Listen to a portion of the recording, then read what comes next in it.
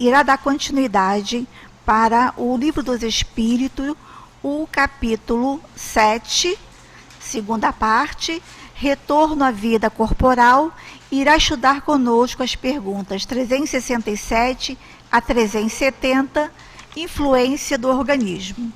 E na hora dos passes, a nossa tão querida amiga também, Miriam Ramalho, irá comentar para nós do Evangelho segundo o Espiritismo, o capítulo 20, os trabalhadores da última hora, o item 5, os trabalhadores do Senhor.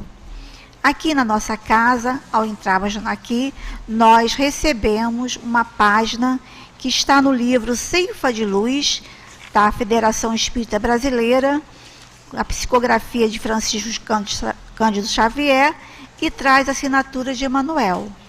E o título, Ante a Bênção do Corpo. E nos fala assim: a pretexto de atingir a virtude, não menosprezes o corpo que te auxilia a conquistá-la. O veículo orgânico para o espírito reencarnado é a máquina preciosa capaz de ofertar-lhe às mãos de operário da vida imperecível o rendimento da evolução. Há quem lhe condene as peças enobrecidas à ferrugem destruidora. São os irmãos que se deixam vencer pelas teias da inércia ou pelo bolor do desânimo. Conhecemos aqueles que lhe relegam a engrenagem à perturbação e à desordem. São os companheiros que preferem o desequilíbrio à intemperança para conselheiros de cada dia. Observamos frequentemente os que lhe arrojam as possibilidades ao fogo devorador. São os amigos voluntariamente entregues a furiosas paixões que lhes devastam a mente. Anotamos ainda aqueles que lhes cedem a direção a malfeitores confessos. Temos nessa imagem todos aqueles que se comprazem com os empreiteiros da delinquência a desenvolverem lamentáveis processos de obsessão. Preserva o teu corpo a afeição de trabalhador responsável e consciente que protege o instrumento de serviço que a vida lhe confiou. Foge ao tormento do excesso, ao azinhavre da preguiça e à excitação da imprudência. Bendizendo o templo de recursos físicos em que te situas, passarás sobre a terra, abençoando e servindo, convertendo as cordas de tua alma em harpa divina, para que o Senhor, através delas, possa desferir para o mundo as melodias da beleza, os cânticos do progresso e os poemas do amor, em celeste exaltação da alegria imortal. Emmanuel. Uma belíssima página, né? Então, após a leitura dessa página, vamos fazer a nossa prece inicial, falando com Deus assim: Deus, Pai misericordioso, bondoso e justo, aqui estamos, Senhor, reunidos em seu nome, para mais uma noite de estudos da doutrina espírita. E hoje, Senhor, com ênfase ao instrumento que Tu nos destes para exercitarmos, Senhor, a benevolência, a indulgência e o amor. Auxiliam-nos a todos nós aqui presentes e à distância também, como também os nossos amigos desencarnados, que todos nós, Senhor, possamos estar unidos num pensamento único, de estudarmos, refletirmos, para que assim possamos aos poucos nos tornarmos, Senhor, melhores, mais calmos, mais consolados e com a fé mais alicerçada em nossos corações. Abençoe também as nossas amigas, Bianca e Miriam, que farão uso da palavra, que elas possam ser, Senhor, envolvidas pelo vosso imenso amor a nosso benefício. Abençoe a todos nós e que seja em seu nome, em nome dos amigos espirituais da Casa de Leon Denis, em nome de Leon Denis, de Allan Kardec, mas acima de tudo em teu nome, Pai amantíssimo, que pedimos a permissão para iniciarmos os estudos da noite de hoje. Graças a Deus. Então, como nós falamos, nossa querida Bianca dará continuidade ao capítulo 7, segunda parte do Livro dos Espíritos, e hoje estará conversando conosco sobre a influência do organismo. Então, na pergunta 367, Kardec perguntou aos espíritos: o espírito, unindo-se ao corpo, identifica-se com a matéria? Os espíritos responderam: a matéria é apenas o envoltório do espírito, como a roupa é o envoltório do corpo. O espírito, unindo-se ao corpo, conserva os atributos da natureza espiritual. 368. Após sua união com o corpo, as faculdades do espírito são exercidas com toda a liberdade? O exercício das faculdades depende dos órgãos que lhes servem de instrumento. Elas são enfraquecidas pela grosseria da matéria. Subpergunta A. Assim sendo, o envoltório material seria um obstáculo à livre manifestação das faculdades do espírito, como o vidro opaco se opõe à livre emissão da luz? Sim, e muito opaco. 369. O livre exercício das faculdades da alma está subordinado ao desenvolvimento dos órgãos? Os órgãos são os instrumentos da manifestação das faculdades da alma. Esta manifestação está subordinada ao desenvolvimento e ao grau de perfeição desses mesmos órgãos, como a excelência de um trabalho, a excelência da ferramenta. 370. Da influência dos órgãos, pode-se deduzir que haja uma relação entre o desenvolvimento dos órgãos cerebrais e das faculdades morais e intelectuais? Não confundais o efeito com a causa. O espírito sempre dispõe de faculdades que lhe são próprias. Ora, não são os órgãos que dão as faculdades, mas as faculdades que impulsionam o desenvolvimento dos órgãos. E a última subpergunta A. Assim sendo, a diversidade das aptidões no homem deve-se unicamente ao estado do espírito? Unicamente não é exatamente o termo. Aí está o princípio nas qualidades do espírito, que pode ser mais ou menos adiantado. Porém, é preciso levar em conta a influência da matéria que entrava mais ou menos o exercício de suas faculdades. Vamos passar a palavra à nossa amiga Bianca, envolvendo nas vibrações de amor e de carinho. Que Deus a abençoe.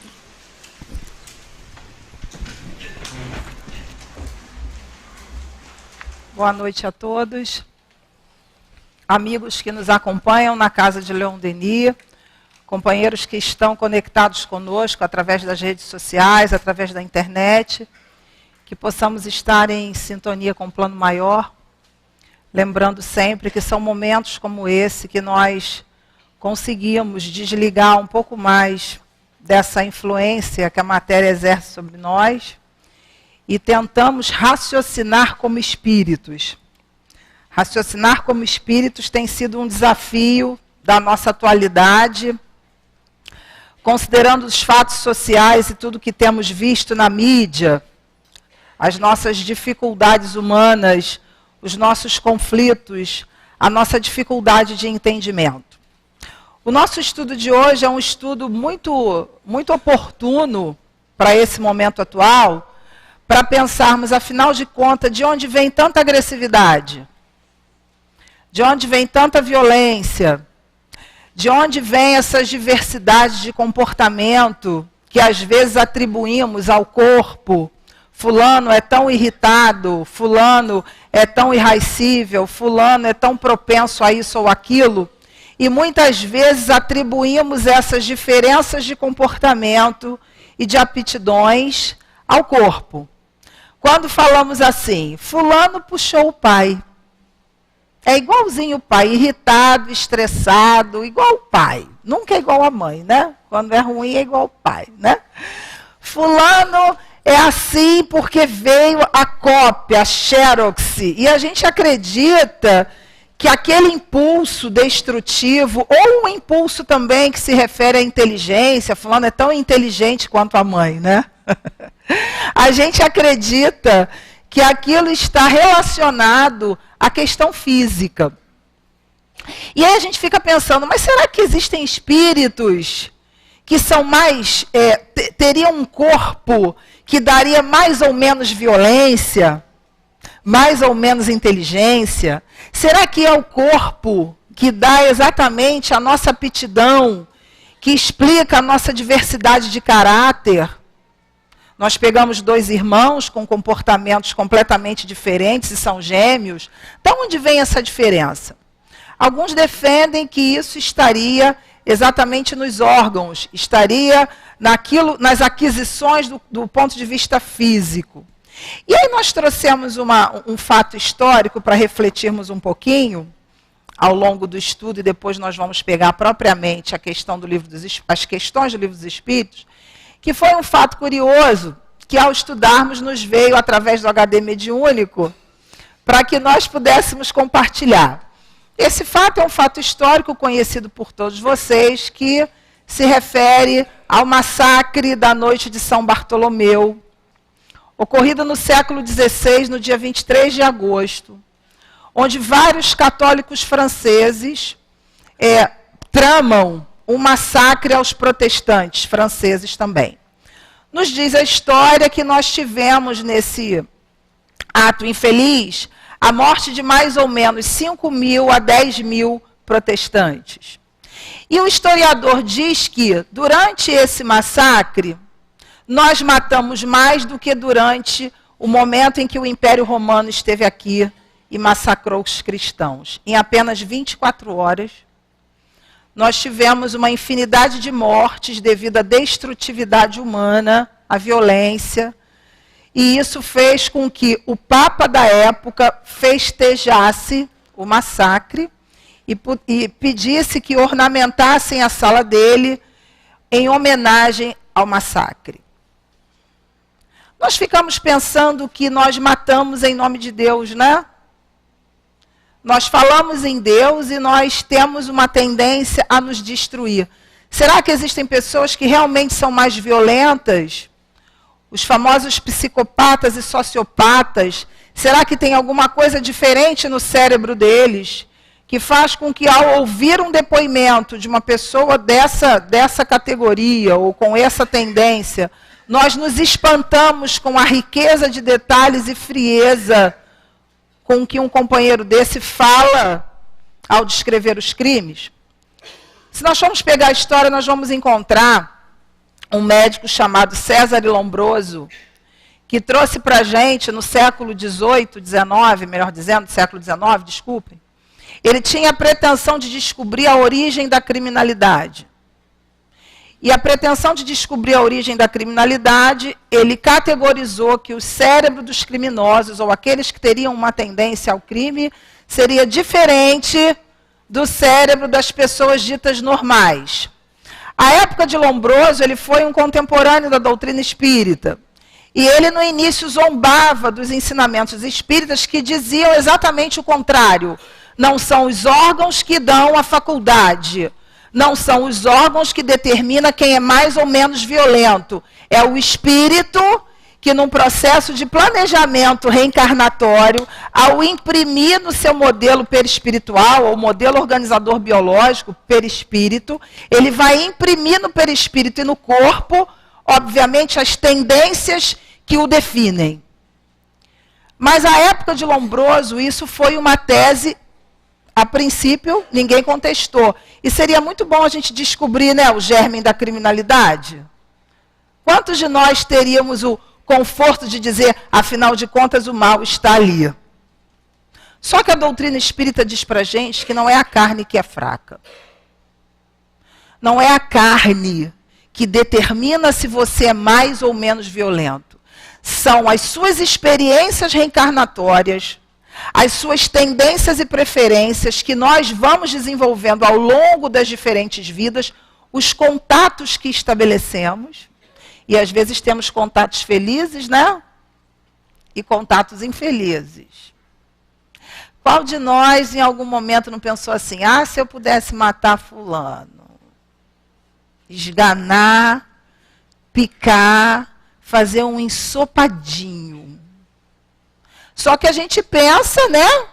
E não executa. A diferença é que os que executam estão lá na cadeia. A gente pensa, mas não executa. Por quê? Porque, na realidade, são esses impulsos destrutivos que normalmente se manifestam, não só os destrutivos, a gente está falando propriamente desse, para configurar um pouco, contextualizar a atualidade, que tem sido a nossa preocupação com a violência, com aquilo que a gente fica vendo na televisão. Não sei por que a gente gosta de ver isso, né? Aqui ninguém vê, tenho certeza absoluta. Ninguém fica vendo essas coisas. Todo mundo acessa o site Só Notícia Boa. Já estou fazendo a divulgação, tá? Não estou ganhando nada, não. É divulgação só para que a gente possa pensar. Só notícia boa. Mas a gente acorda de manhã com o WhatsApp, fulano matou, não sei o quê. Aí quer detalhes e fica olhando e lendo aquilo. Depois fica taquicárdico, a pressão sobe e não sabe por quê. Muito bem, voltando.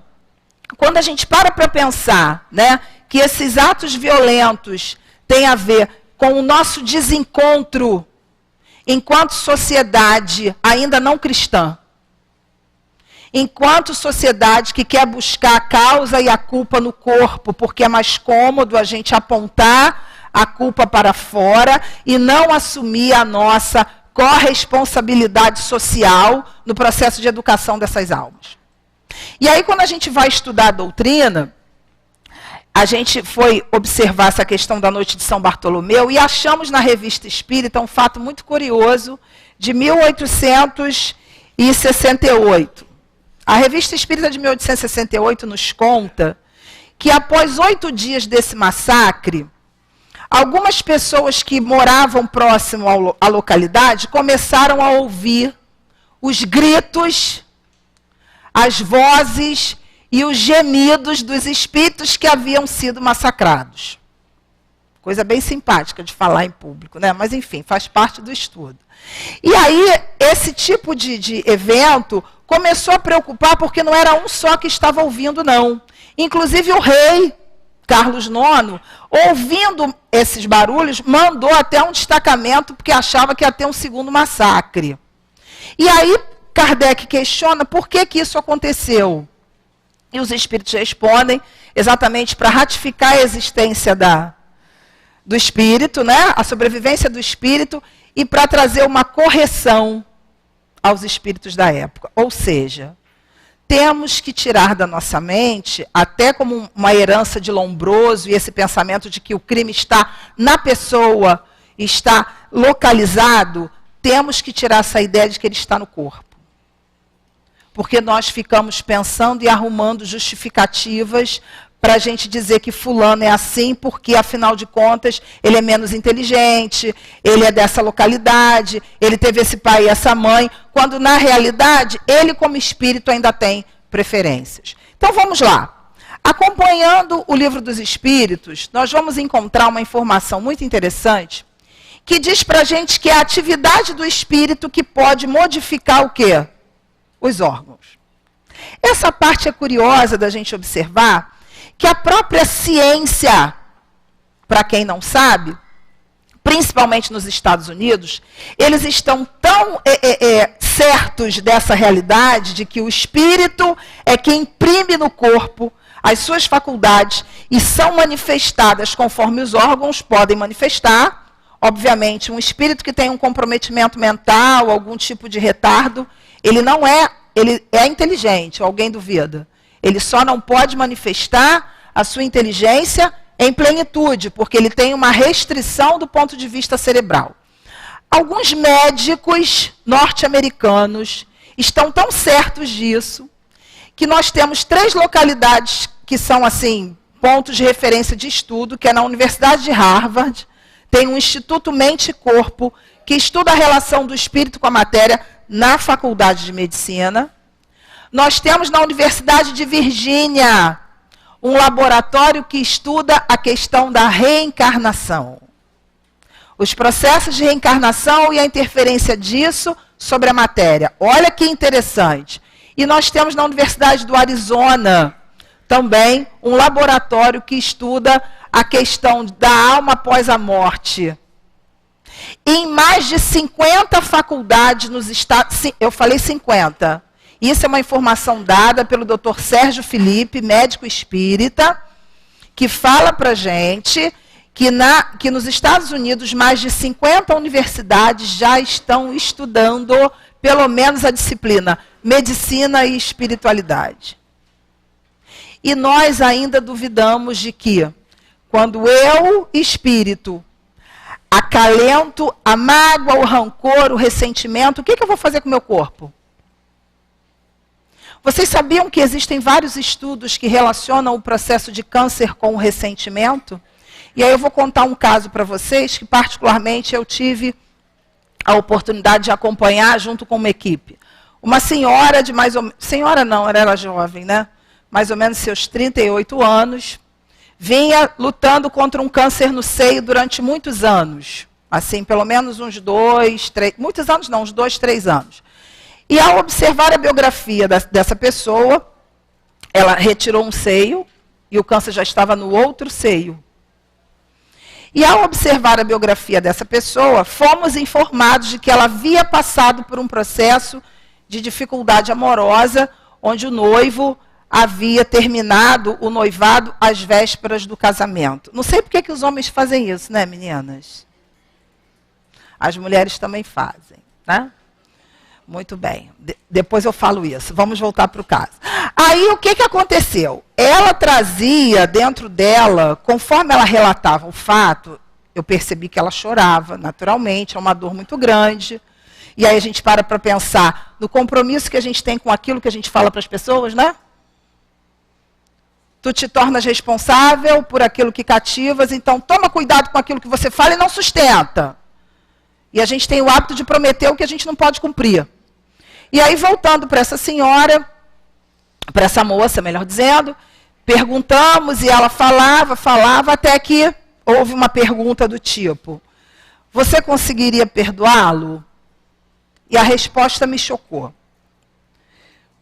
Eu não perdoo nem que eu tenha que perder o outro seio ou morrer. Quantas vezes a gente faz isso? Eu prefiro... Eu não vou julgar a senhora, tá? Porque eu não tenho nem moral para julgar ninguém. A gente está analisando o fato. O fato em si, o espírito, o ressentimento, trazia para o órgão físico o quê? A expressão da dor do espírito. Porque nós sabemos quantas doenças nós podemos evitar se a gente começar a acalentar o perdão. E isso não é só eu que estou dizendo, não. É a doutrina espírita. Eu só sou o médium papagaio aqui, ó, né? Então, vamos parar para pensar. E, de fato, isso aconteceu. Ela perdeu um outro ser e morreu. Mas ela não perdoou. O nosso primeiro movimento é um movimento de julgamento. Mas quando a gente está sentado na brasa, não é? Quando a gente está sentado na brasa, a gente sabe que a brasa queima. A doutrina espírita é uma doutrina de consolação, não é uma doutrina de julgamento. Então a gente tem que olhar essas coisas e perguntar assim para a gente, espírito, o que eu faria no lugar dela? O quanto eu consigo dizer para o meu corpo, através do meu pensamento, e aí eu lembrei de um médico, ele não é espírita não, agora eu esqueci o nome dele. Ele está desenvolvendo uma pesquisa, ele é um médico brasileiro, ele está desenvolvendo uma pesquisa, acho que no Sul, se não me engano. E ele está ensinando os pacientes a aprenderem a se prevenir de doenças psicossomáticas, através do seguinte ensinamento.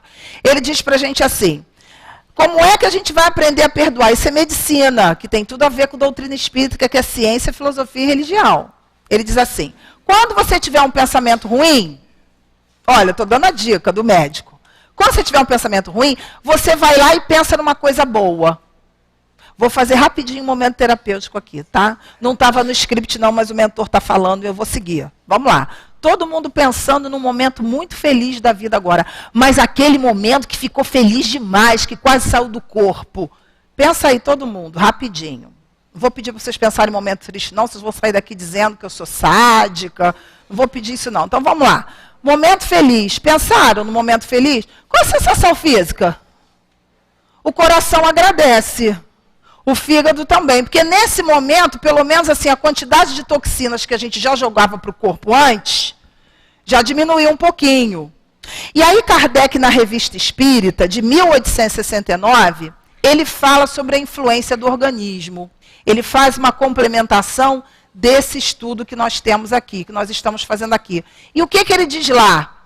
Ele diz assim, ele se referindo à questão das toxinas no corpo, ele diz lá, uma pessoa irraicível, ela não é irraicível porque ela tem uma quantidade X ou Y de substâncias dentro do corpo. É exatamente porque o espírito é raivoso que joga e produz uma série de substâncias que são o quê? Tóxicas para o corpo. E aí agora eu vou fazer um momento sádico, não sem essa intenção. Vamos pensar naquela pessoa que a gente não gosta muito. Aquela que o espírito revira assim, sabe? Aquela pessoa que quando chega a gente já vai saindo do corpo várias vezes. Pensa nessa pessoa agora. Agora, ao pensar nessa pessoa, bota Jesus no meio. Você, Jesus e essa pessoa. Muda alguma coisa? A gente fica com mais vergonha, né? Por quê? Porque quando a gente bota um elemento positivo e as nossas células respondem a isso, Dr. Bruce Lipton, do livro A Biologia da Crença, traz para a gente a comprovação de que as nossas células respondem ao nosso quê? Pensamento. E aí eu pergunto a vocês, por que a gente fica vendo então a televisão com aquilo que não serve, hein? Por que a gente perde tempo desgastando o nosso corpo físico em sintonias que diminuem a nossa vida? Um médico, pesquisando sobre o sono, ele disse que a longevidade está diretamente relacionada ao sono. E ele trouxe uma pesquisa interessante dizendo que quem dorme menos vai morrer mais rápido. Eu fiquei meio preocupada, porque eu durmo pouco. Falei, ai, Jesus Cristo, já imaginou chegar lá como suicida? Não quero, não. Você não dormiu, você se matou. Não quero, entendeu? Então, assim, vamos dormir, mas a gente, antes de dormir, faz o quê? Prece, né? Se harmoniza, já deita na cama assim, Senhor Jesus, obrigado pelo dia, pum, pum, dorme. Não é assim? Então, a gente precisa criar também um ritual dessa autopreservação. E prosseguindo aqui, para ser um pouco mais didática, vamos ler as questões e vamos comentando com alguns dados que nós trouxemos aqui. Então, vamos lá. Primeira questão, o espírito unindo-se ao corpo identifica-se com a matéria? Olha só, o que os espíritos respondem? O corpo é o envoltório do espírito. O espírito é o detentor das suas faculdades. Então, a partir de hoje, nós que estamos entrando em contato com a doutrina espírita pela primeira vez, não vamos mais falar que é parecido com o vovô, igualzinho, né? Ou parecido com o papai, igualzinho. Olha só, estressado, impressionante como é parecido com o vovô. Esse menino faz uma birra, ele reclama, ele fala igualzinho o pai dele. Não é igualzinho, não. A criança aprende por imitação. Se você é um estressado, a criança vai repetir o quê? O estresse. As crianças, elas são francas, elas falam o que elas pensam. Eu conheço uma de 3 anos, que ela é tão assim voluntariosa, tão... Sabe aquele espírito que você olha assim, que parece que vai ser o presidente da República? 3 anos. Aí eu bem ingenuamente perguntei para ela assim, lindinha, fala para tia, o que você vai ser quando crescer? Ela me olhou assim de cima a baixo, com aquele ar de superioridade, como quem diz, você é uma sub-raça, você é inferior, porque você é um espírito que reencarnou depois, eu sou da geração nova. Olhou para mim assim, falou assim, olhou, pensou, fez assim com o dedinho, eu vou ser uma Branca de Neve. Aí eu falei, uma Branca de Neve? Ah, tá. Mas Branca de Neve tem uma só. Não tem nada, tem quantas a gente quiser. Eu falei, então tá bom. Aí eu fiquei quieta. Ela só tem 3 anos. Então, quantas Brancas de Neve ela pode criar? Tipo assim, você é uma alma que não sabe de nada, né? Esse espírito, tem um irmão que é o oposto dela. Introvertido, quietinho, não tem nada de voluntarioso. Será que tem algum órgão diferente ali? Será que tem alguma coisa que acontece que é diferente? Não. São as aquisições do espírito. É a capacidade que o espírito tem. E é uma menina que não tem medo. Ela tem 3 anos de idade. O irmão tem medo. Ou seja, de onde vem essa diferença? Essa diferença tem a ver com as nossas aquisições. E aí, falando em medo, Kardec, inclusive, na Revista Espírita, diz uma coisa muito interessante. Se nós aprendêssemos a educar os nossos filhos, isso é Kardec, não é Bianca Cirilo, não. Se nós aprendêssemos a educar os espíritos para que eles modificassem o seu temperamento, os médicos não teriam tanto trabalho com as doenças. Kardec fala isso para a gente. Porque, às vezes, uma criança já começa a desenvolver uma série de doenças porque a rotina familiar é como? Natação, balé, aula de piano, aula de inglês e espanhol, patins, tá. 10 coisas para a criança fazer. Aí a gente atende criança de 11 anos, 10 anos com depressão. Com depressão.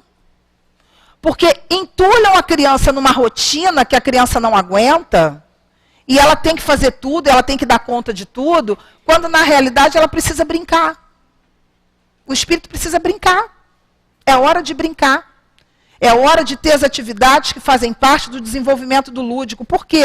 Porque ela está jogando para o corpo aquela ansiedade. A criança fica com bruxismo, a criança fica com fobia na hora de dormir. Por quê? Porque a gente cria em torno um ambiente que não é salutar. Então, assim, o órgão, ele vai expressar a possibilidade do espírito. E ele pode, o espírito pode ter uma atividade tão assim, altamente impactante, que ele pode até vencer a limitação do órgão. Exemplo, está rodando na internet um vídeo de um menino da PAI que canta em inglês e ele tem paralisia cerebral. Quem não viu, vê. Antes de desencarnar hoje, não sabe se vai desencarnar amanhã, né? Então vamos lá. Ele tem paralisia cerebral e ele é cego. E tem o rapaz da PAI que toca violão e ele canta em inglês, mas ele não tem uma voz ruim, não. Infinitamente melhor do que a minha. E ele canta e ele fica. Apesar da paralisia cerebral, que o órgão o limita, por que ele consegue cantar em inglês? A predominância do espírito sobre a matéria. Mas aí a gente, com o nosso preconceito, com as crianças especiais, bota a criança especial ali num cantinho para ela fazer qualquer coisa. Não estimula. Tem que estimular. Tem que estimular. Por quê? Porque nesse estímulo, é nessa possibilidade que ela vai o quê? Que ela vai expressando a capacidade de superação. Como é? Me perguntem aqueles que são materialistas. Sem nenhuma provocação, isso é raciocínio. Como é que ele consegue cantar em inglês com paralisia cerebral? Me diz, quem vai me explicar isso, se não o espiritismo? Que aquisição esse espírito tem para que ele consiga vencer? E quantos outros exemplos nós poderíamos dar aqui? O massacre que nós assistimos diariamente tem a ver com uma escolha do espírito e tendências. Mas a gente não pode mais ficar se apoiando nessa naturalização da violência e esquecendo do amor. Porque Jesus foi muito claro quando ele disse para todos nós, a evolução é pela dor e pelo amor.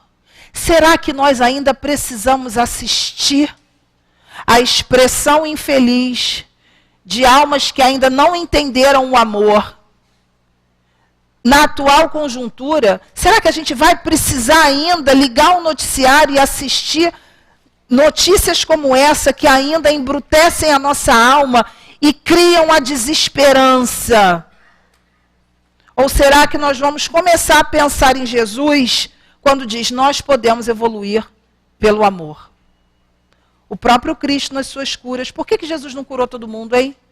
Será que ele não podia? Ou Jesus respeitou o livre-arbítrio, o merecimento e a capacidade de cada espírito? Por que um ficou curado da cegueira?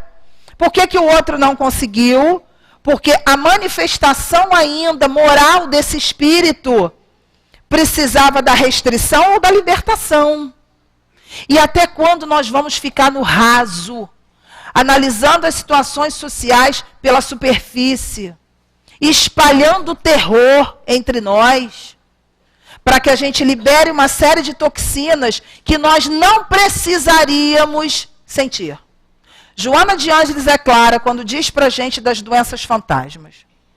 Quando fala para a gente de uma série de doenças que ficam gravitando no nosso corpo perispiritual, que não necessariamente precisariam se manifestar e se manifestam pelo livre-arbítrio do espírito de se conduzir mal. Ou seja, Bianca, quais são as doenças que nós temos que passar e as que não temos que passar?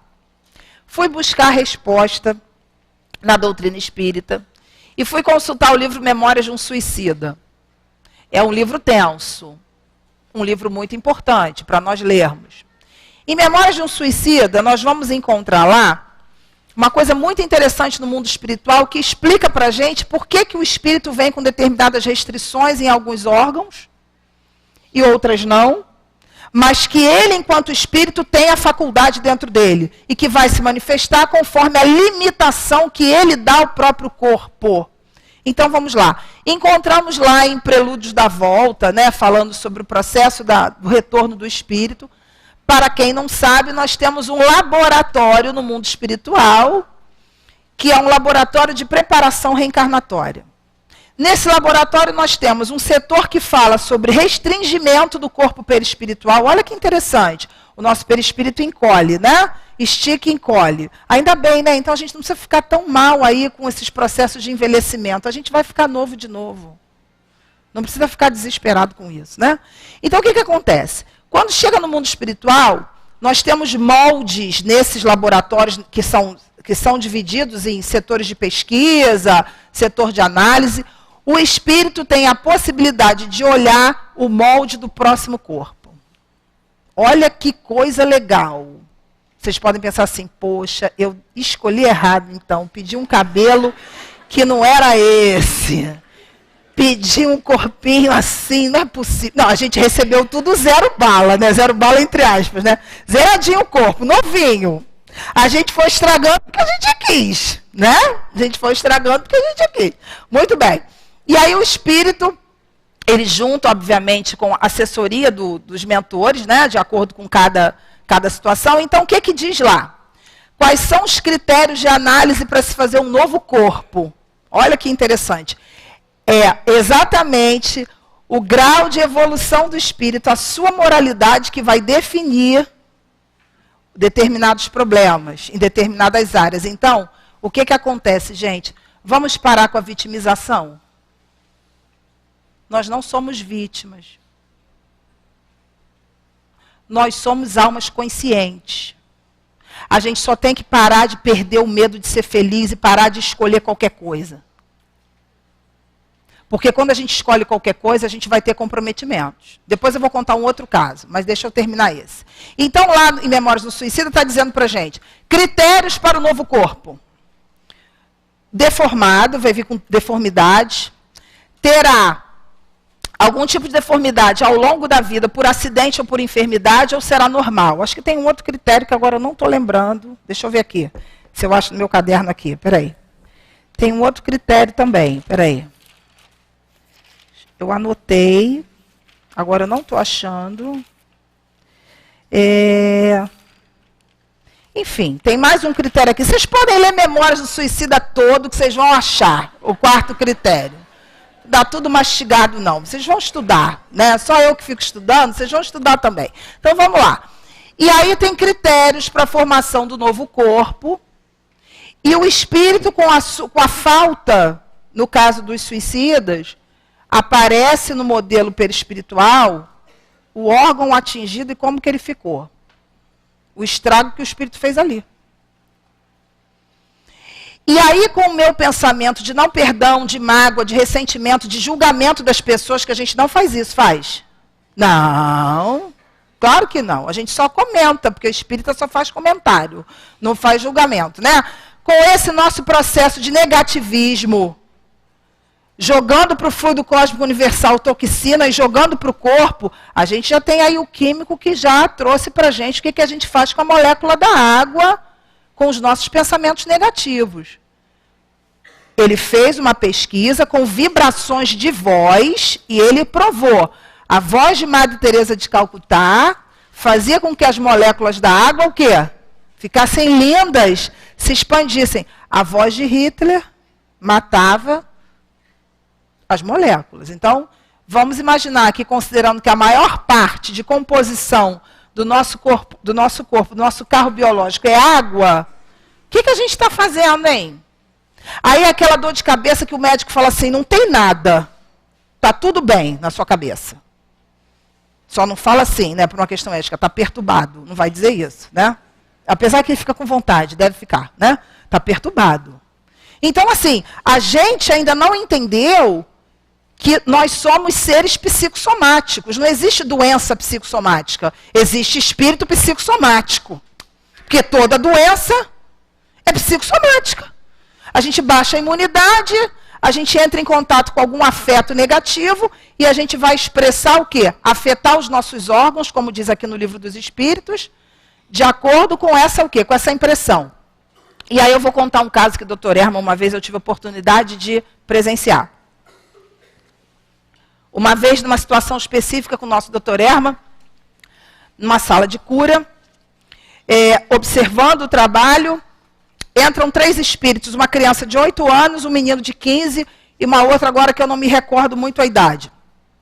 A menina de 8 anos tinha um problema de surdez moderada, um ouvido ela escutava parcialmente, o outro ela quase não escutava. O Dr. Herman, instruindo um médium que eu observava, disse assim, você dê passe nesse ouvido, mas não vibre muito com o fluido aqui, porque ela vai sentir dor. Não sei porquê, né? Mas provavelmente ele, com certeza sabe mais do que a gente, sabia por que não podia vibrar ali. O que aconteceu? O médium vibrou, o espírito se acalmou, a menina nem falava. Saiu o grupo, Dr. Herman, reúne todo mundo, vamos ter uma aula. Um dia com ele é uma aula, né? 1 minuto com ele. Ele falou assim, vocês estão vendo esse espírito que saiu? Esse espírito deu um tiro no ouvido por 2 encarnações.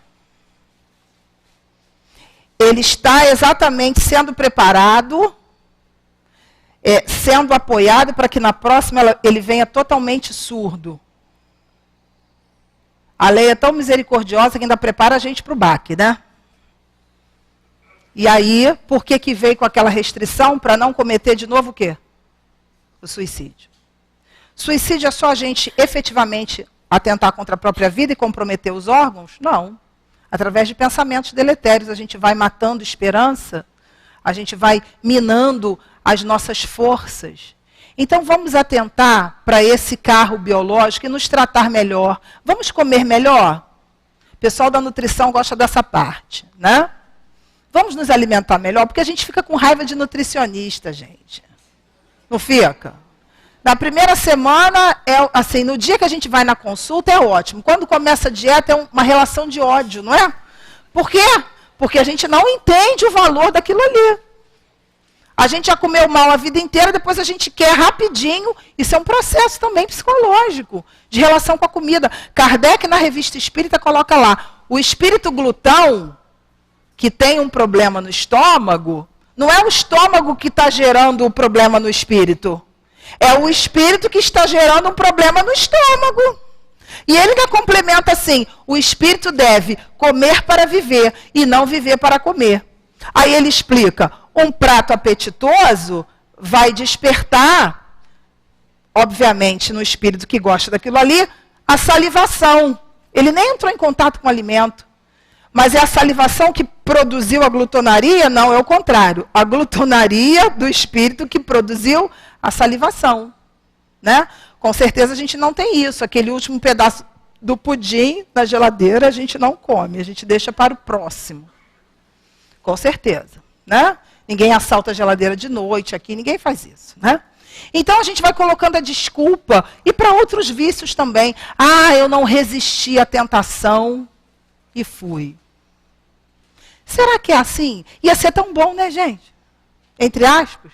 Ninguém assumia responsabilidade por nada. Nós teríamos sempre uma desculpa para estarmos aonde? Nos erros. E aí vamos agora continuando, com uma questão muito importante. Como andam as nossas emoções? Como anda o nosso sistema límbico? O que nós estamos acalentando há muito tempo em nossos corações que precisamos olhar com mais o quê? Com mais seriedade. Eu sou uma pessoa muito irritada? Ou eu coloco a culpa na menopausa? Não, a menopausa é dose, né, gente? Eu posso falar, né? Menopausa é um negócio muito chato, né, não? É difícil. A gente está toda descompensada, né? Mas a gente fica colocando a culpa. Não que o organismo não exerça uma influência. O Livro dos Espíritos coloca.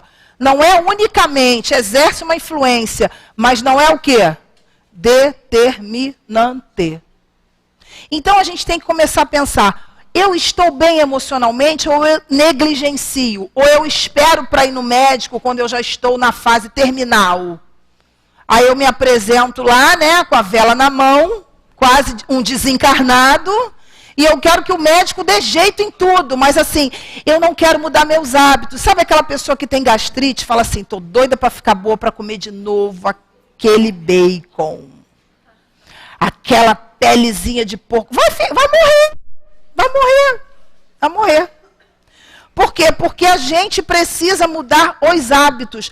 Mas o que faz eu me relacionar com a comida, ou com a sexualidade, ou com os vícios de uma forma geral? Não que a sexualidade seja um vício, mas os desregramentos que estão relacionados à ansiedade, a uma série de questões. O que faz eu utilizar o meu corpo de uma maneira negativa?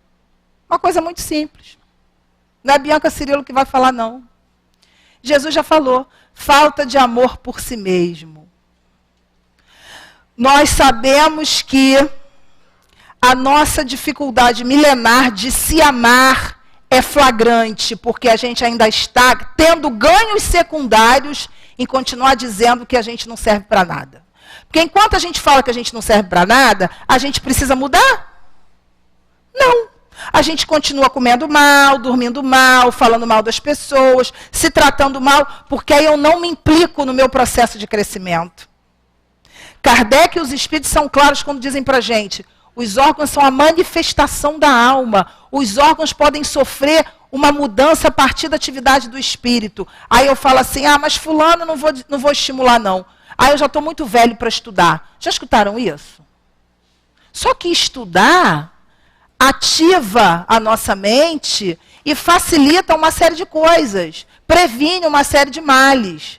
Mas a gente faz isso? Não, porque a gente está muito velho para isso, a gente está muito isso para isso, a gente está muito aquilo para isso, e a gente vai cada vez mais postergando o nosso processo de autoamor. Sabe por quê, gente? Para a gente se autoamar, a gente vai ter que se autoconhecer.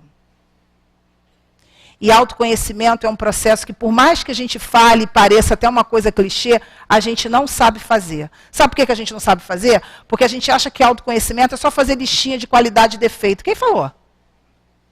Quem falou que autoconhecimento é fazer listinha de qualidade e defeito? Autoconhecimento é a gente olhar para o que a gente sente diante das situações. Eu estava com fulano falou isso para mim. O que eu senti na hora que ela falou assim para mim? Bianca, nossa, você já foi melhor, né? O que eu senti na hora que ela falou isso para mim? Amor no coração, né? Fiz assim. Desejei que ela fosse com Jesus, né? E as pulgas e os obsessores, de ruim, né? Mas a gente faz aquela cara de paisagem, de falsa, não é? Tudo bem, querida, muito obrigada pela crítica, tomara que você morra, né? Então não adianta dissimular. A gente precisa olhar para o que a gente sente, porque os nossos órgãos agradecem. Essa companheira que eu contei para vocês, do câncer, isso é extremamente sério. Porque nós não estamos o quê? Fazendo as pazes com Deus. Há quanto tempo a gente está brigando com o Criador? Há quanto tempo a gente está ou se condenando ou se vitimizando? E aí eu estou pensando em Joana de Ângeles, num livro chamado Vidas, Desafios e Soluções, que agora soltaram aqui no HD, porque não estava no script. Mas muito bem. Nesse livro tem uma página que fala sobre os zumbis emocionais. É tenso. Porque ela explica lá pra gente que nós estamos vivendo na atualidade como zumbis emocionais. A gente não faz contato com afeto, é ausência total de empatia. A gente vive o individualismo, né? A gente vive a nossa vida e depois a gente vai ter uma morte mais o quê? Mais rápida.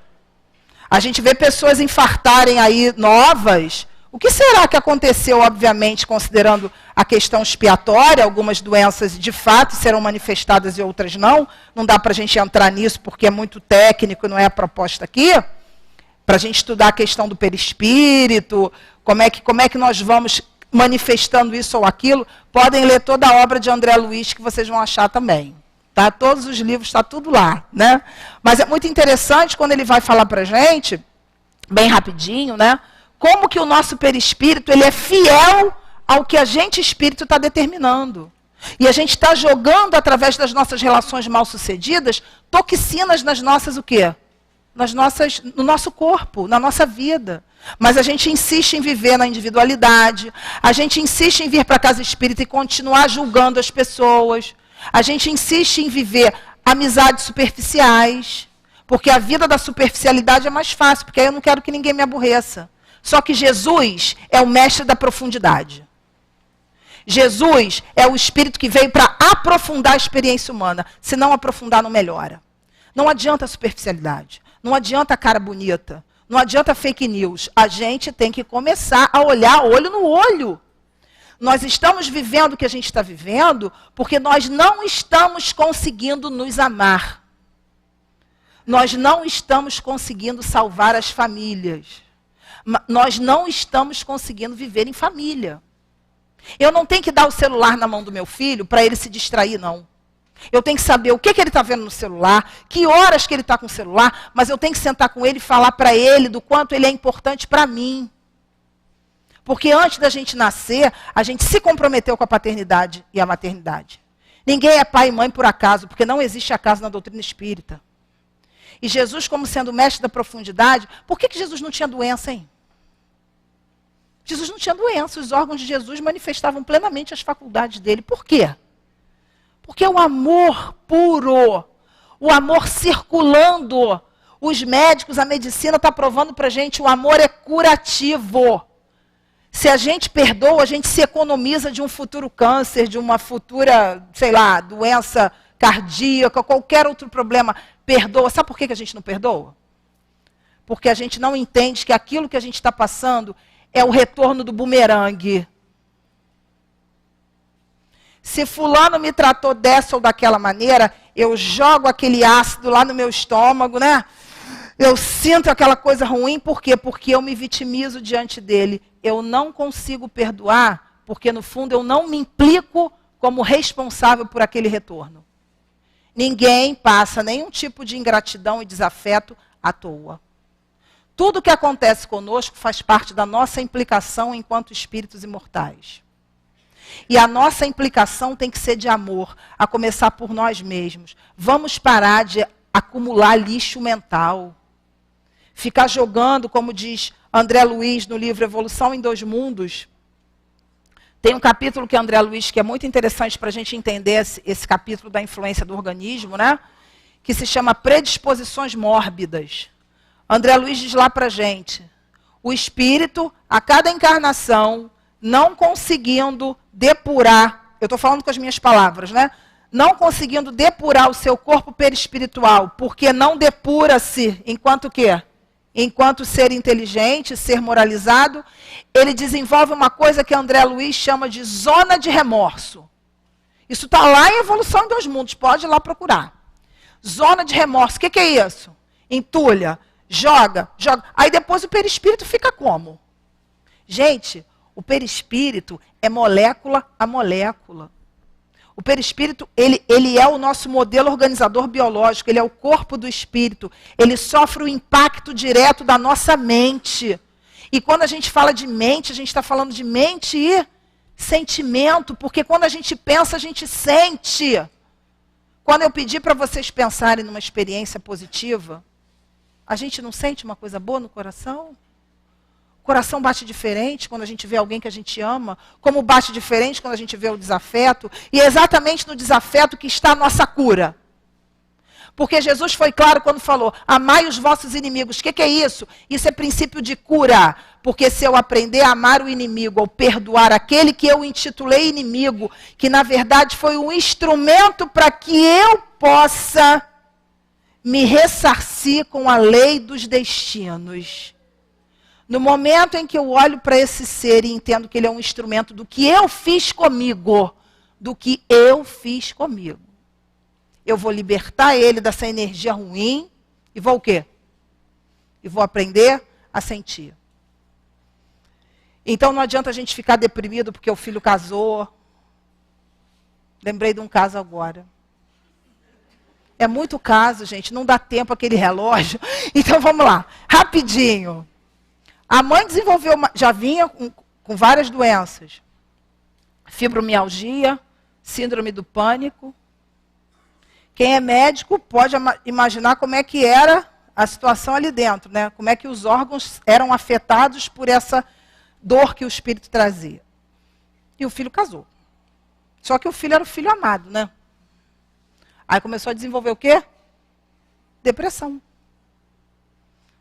Vocês devem estar perguntando se o filho ficou casado. Não, porque com um fluido desse não fica. A mãe só, né? No caso, ficou muito tempo casado, não. Depois se separou, porque não dava para aguentar, né? A carga. Separou. Porque o sentimento de não poder compartilhar. Isso afeta o meu corpo futuro? Afeta até o corpo atual, né? E dependendo das emoções que eu estou o quê? Alimentando diariamente, nocivas, porque eu acho que eu tenho que sentir qualquer coisa, eu fico funcionando como filho pródigo. Vamos parar de ser filho pródigo. Nós somos seres amados da criação. Deus, quando nos criou, Ele sabia exatamente qual era o nosso destino. E o destino é a felicidade. A felicidade como um caminho, como uma proposta de vida. Vamos tratar bem os nossos órgãos, vamos cuidar da nossa saúde física, lembrando que a nossa saúde física depende da nossa saúde mental. Vamos aprender a nos tratar com respeito, a respeitar os nossos limites, aprender a dizer não para aquilo que nos faz mal. Mas o fulano vai ficar chateado, deixa ele ficar chateado. Então, para terminar, né, que eu tenho que parar de falar, né? Infelizmente, eu tenho que parar de falar. Tinha um monte de coisa para falar, mas enfim, não tem problema não, porque o mentor é que sabe, seleciona, né?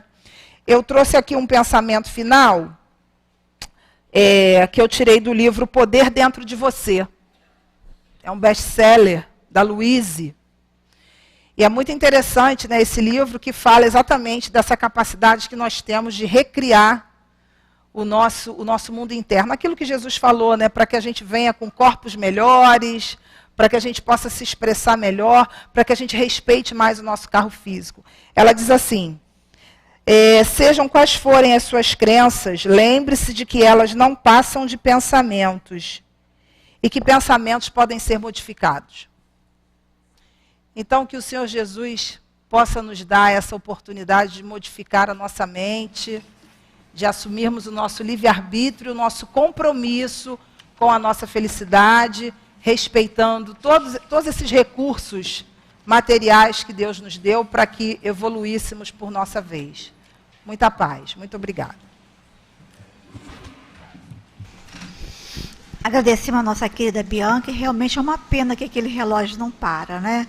Mas aí sim é bom que outras vezes ela vai vir aqui conversar conosco, nos trazer a experiência dela, nos trazer o estudo que ela preparou com tanto carinho para cada um de nós.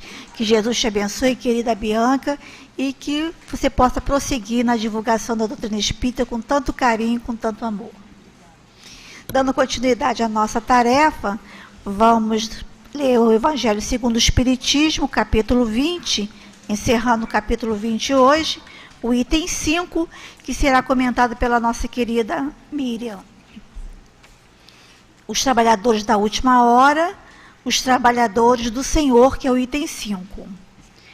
Chegastes ao tempo em que se cumprirão as coisas anunciadas para a transformação da humanidade. Felizes serão aqueles que tiverem trabalhado no campo do Senhor com desinteresse e sem outro objetivo que a caridade. Seus dias de trabalho serão pagos por 100 vezes mais do que esperavam. Felizes serão os que houverem dito aos meus irmãos: trabalhemos juntos, irmãos, e unamos nossos esforços para o Mestre. Ao chegar, encontre a obra terminada, porque então o Mestre lhes dirá: vinde a mim, vós que sois bons servidores, vós que fizestes calar vossos ciúmes e vossas discórdias, para não deixar que a obra sofresse. Porém, infelizes daqueles que, pelas suas divergências de opiniões, tiveram retardado a hora da colheita, porquanto a tempestade virá e eles serão levados pelo turbilhão. Nesse momento gritarão: graça, graça! Mas o Senhor lhes dirá: por que pedis graça, vós, que não tivestes piedade dos vossos irmãos, que lhes recusastes estender a mão, que esmagastes o fraco em vez de ampará-lo? Por que pedir graças, vós, que procurastes recompensa nos prazeres da terra, na satisfação do vosso orgulho? Já recebestes a vossa recompensa, tal como a desejastes. Não peçais nada mais. As recompensas celestes são para aqueles que não pediram as recompensas da terra.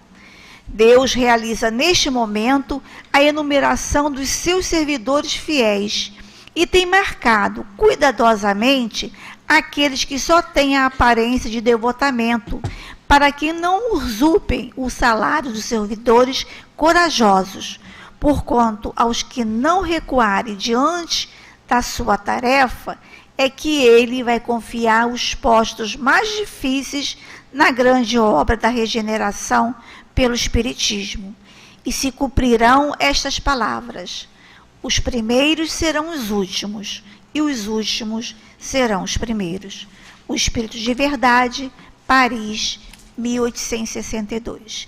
Agora convidamos nossos médios, já previamente preparado para esta tarefa aqui na nossa casa, que o mais silenciosamente possível possam se colocar de acordo com as orientações dos companheiros para o passe que será transmitido.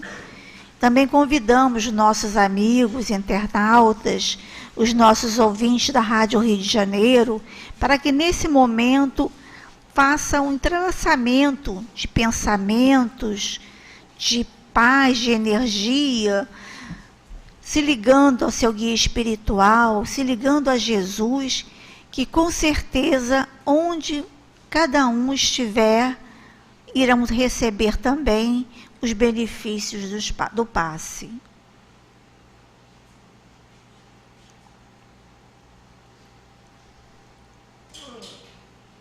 Mais uma vez, vamos unir os nossos melhores sentimentos e vamos fazer a nossa prece.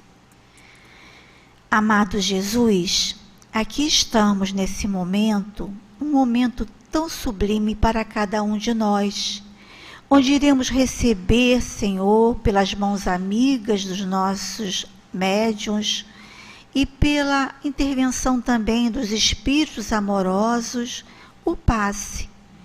O passe que irá ajudar a cada um de nós na reconciliação conosco mesmo, vai nos ajudar na esperança, no fortalecimento da nossa fé e no equilíbrio, Senhor, das nossas emoções. Abençoe, amado Mestre, a esse momento, o momento dos passes. Graças a Deus.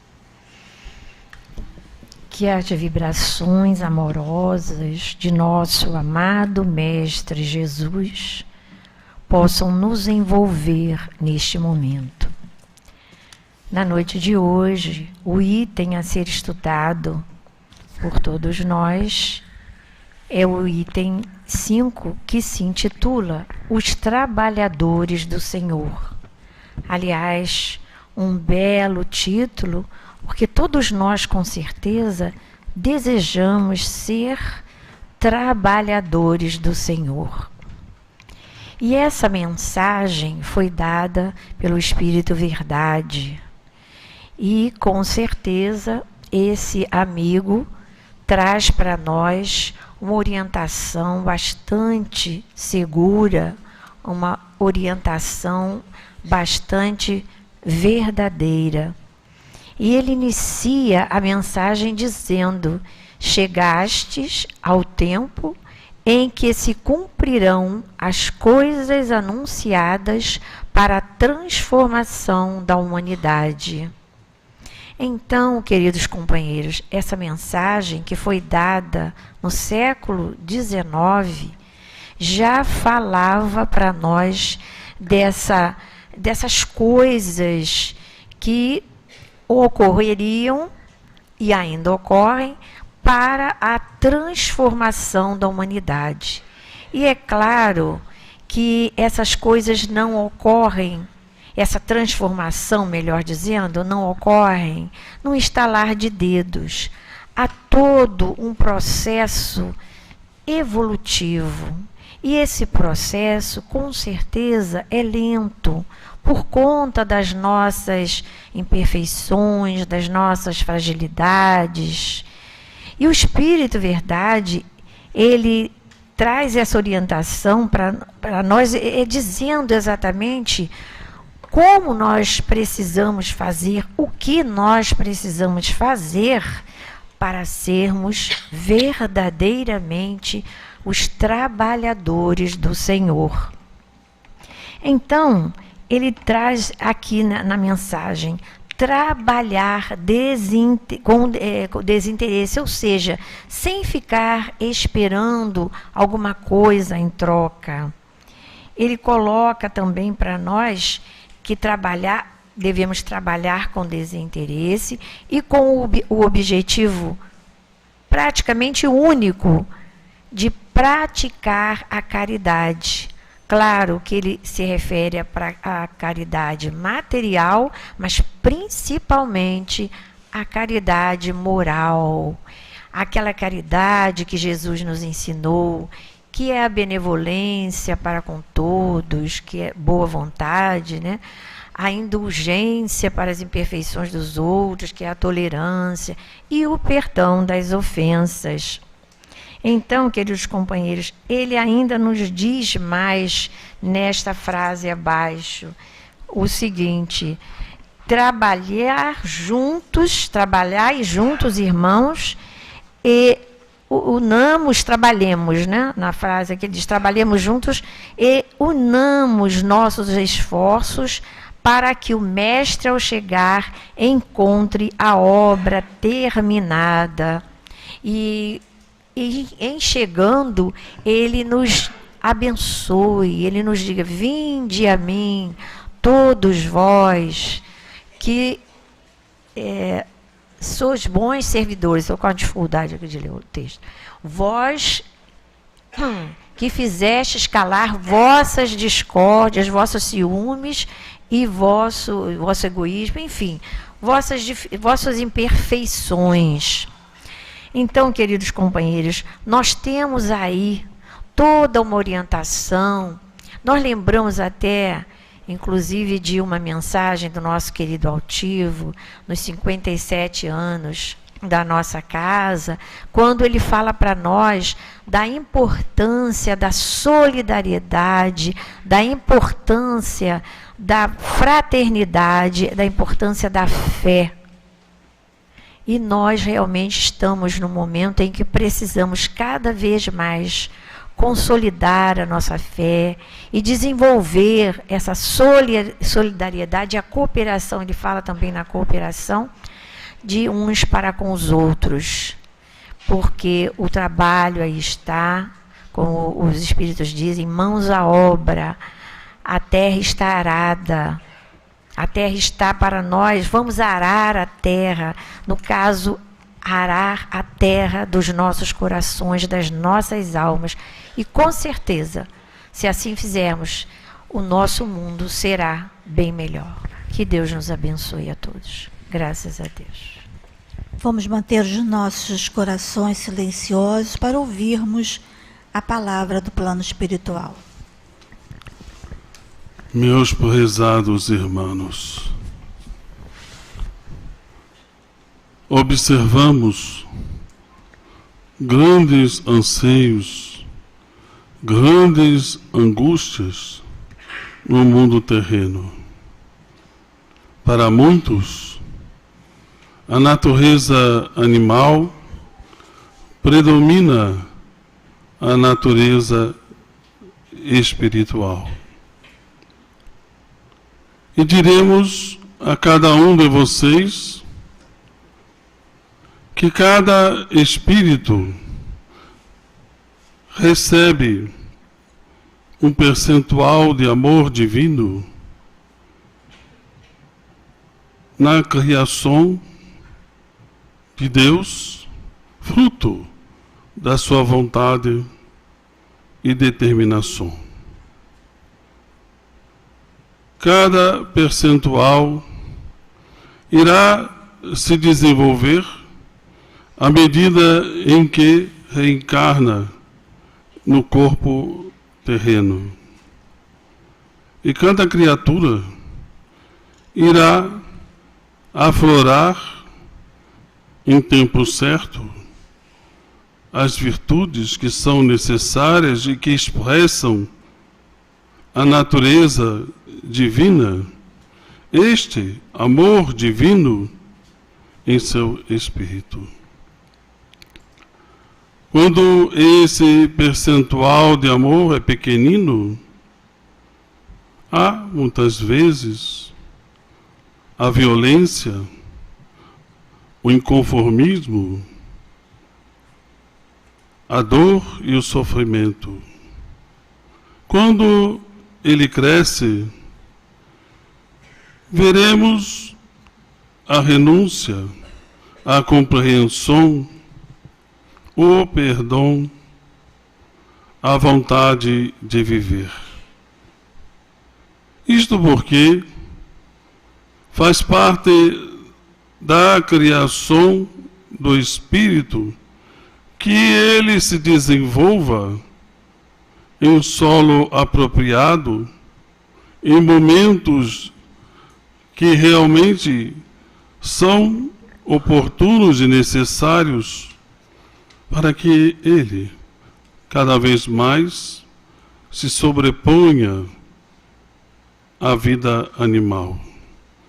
Que o seu espírito, ao crescer, assuma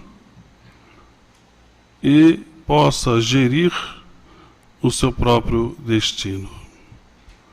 Assim, caros filhos, não podemos lamentar as dificuldades, nem as dores pelas quais o mundo passa, mas podemos valer em cada um de nós o amor já conquistado, deixando desabrochar todos os valores já apreendidos, todo o amor divino que já foram conquistados a se expressar através das virtudes com as quais irão fazer com que esta mesma humanidade possa ser ela não mais um palco de violência e de inferioridade, mas de superioridade, de elevação,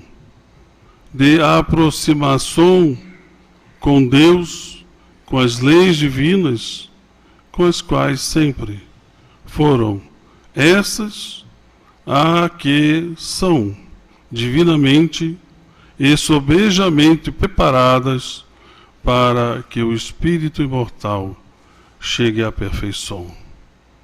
Portanto, caros filhos, ao orar, lembre-se de pedir a Deus que este amor que existe em cada um de vocês possa desabrochar, possa superar as dificuldades, possa sublimar todas aquelas dificuldades, violências e desesperos contidas em suas experiências, e que possa, sobretudo, e acima de todas as coisas, expressar o que há realmente dentro dos seus corações, o verdadeiro valor do amor de Deus.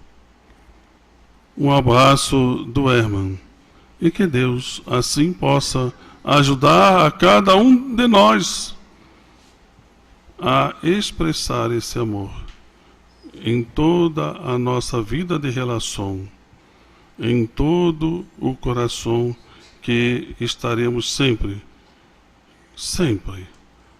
e sempre mesmo juntos no nosso processo de desenvolvimento e crescimento espiritual. Muita paz para todos vocês. Senhor Jesus, como foi bom nós termos chegado à casa espírita. Como foi bom ouvirmos o estudo através da internet, da Rádio Rio de Janeiro. Como nos proporcionou, Senhor, serenidade. Como nos proporcionou, Senhor Jesus, consolação. E a palavra tão amiga do nosso querido Dr. Herman, nos trazendo a importância de deixarmos desabrochar o amor e deixarmos as virtudes divinas se expressarem, para que assim possamos melhorarmos a nossa sociedade, que possamos deixar esse amor ser mais forte do que os vícios, do que a tristeza, do que a malquerença. Ah, Senhor, como foi bom ter chegado aqui. Como foi bom esse banho fluídico de estímulo para a nossa vida, para a nossa caminhada. Obrigada, Senhor. E ajude-nos, Senhor Jesus, para que possamos continuar firmes, caminhando juntos contigo, na certeza absoluta que ninguém está sozinho. E que seja em seu nome, amado Mestre, em nome dos amigos espirituais da nossa casa, em nome de Leon Denis, de Allan Kardec, mas acima de tudo em teu nome, Mestre e amigo, que pedimos a permissão para darmos por encerrado os estudos e passes do dia de hoje. Graças a Deus, Senhor.